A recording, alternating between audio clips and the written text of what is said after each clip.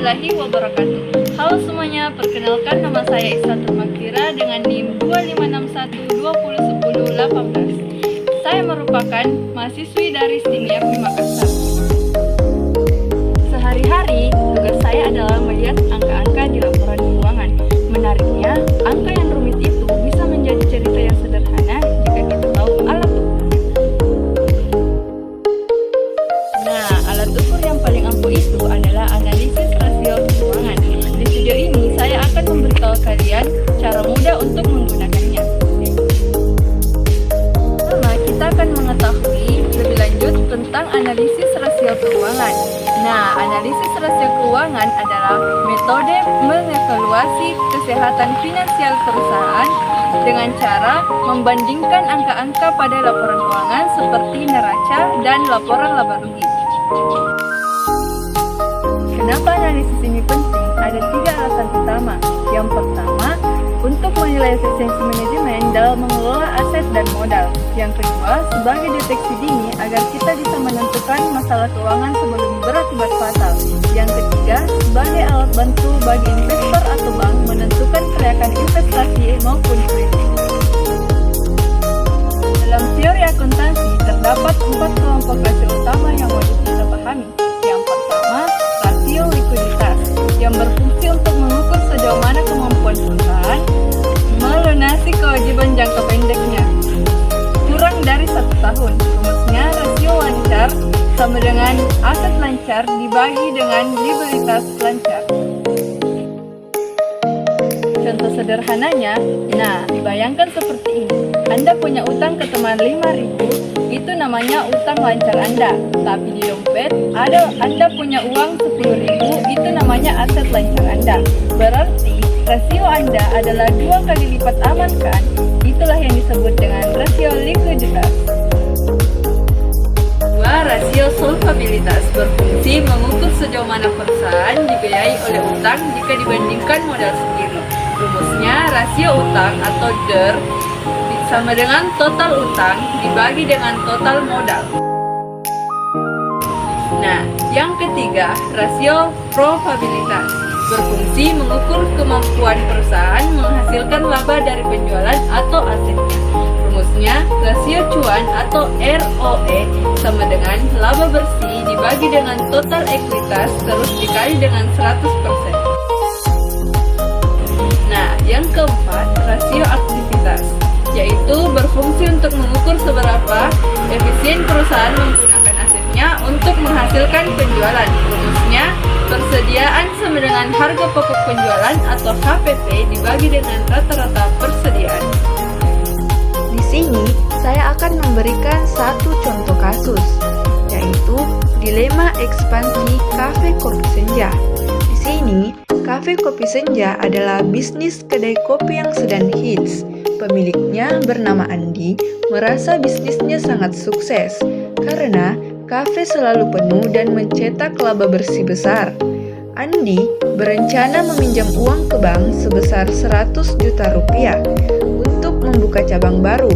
Sebelum menyetujui pinjaman, pihak dari bank memeriksa laporan keuangan Cafe Kopi Senja bulan ini.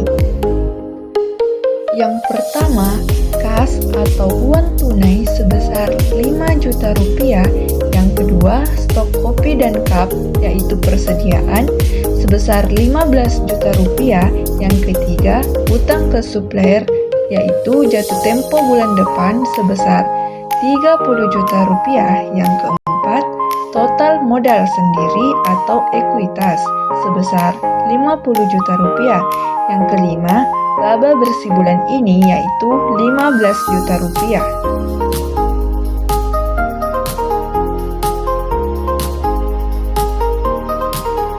Ayo kita sama-sama bedah kondisi Cafe Kopi Senja menggunakan 2 rasio keuangan utama.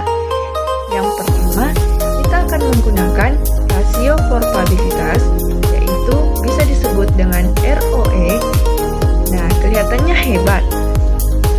Kita akan menggunakan rumus laba bersih dibagi dengan total modal terus dikali dengan 100%.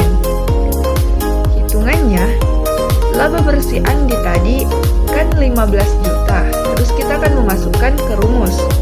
15 juta dibagi dengan modal Andi sebesar 50 juta terus dikali dengan 100% sama dengan 30%. Kesimpulan sementaranya, bisnis ini luar biasa menguntungkan.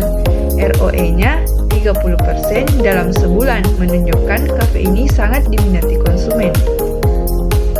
Yang kedua, kita akan menggunakan rasio likuiditas, yaitu menentukan masalah tersembunyi.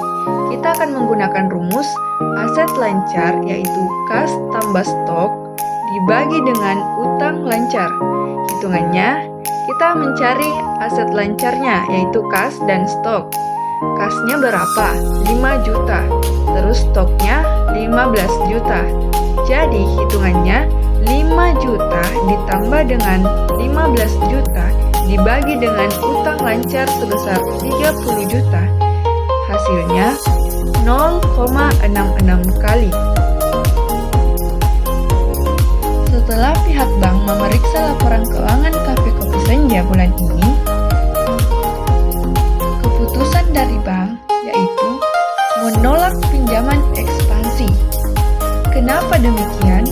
Meskipun kafenya untung besar, ROE-nya 30%, tetapi Cafe Kopi Senja sedang mengalami krisis likuiditas atau rasio 0,66 kali.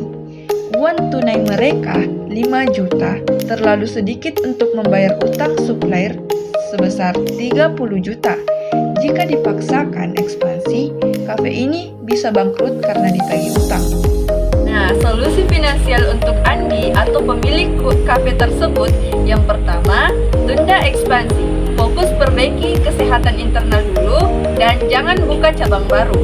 Yang kedua, obrol stok atau cuci gudang. Lakukan promosi besar-besaran untuk mengubah stok kopi senilai 15 juta menjadi uang tunai secepatnya. Yang ketiga, restruksi utang. Hubungi supplier untuk meminta kelonggaran cicilan agar utang 30 juta tidak menumpuk di bulan depan. Nah, kesimpulannya, analisis rasio keuangan adalah alat medis bisnis digunakan untuk membaca kesehatan finansial perusahaan secara akurat, bukan lewat tebakan, melainkan lewat data angka di laporan keuangan. Buat edukasi, pesan terbesar dari materi ini adalah omset dan laba yang besar itu fana jika manajemen kas Anda berantakan. Rekomendasi saya, baik sebagai pemilik bisnis, mahasiswa maupun calon investor, mulai hari ini jangan pernah menilai sebuah bisnis hanya dari penampilan luarnya saja atau dari keramaian konsumen. Luangkan waktu 5 menit untuk menghitung rasio lancar dan ROE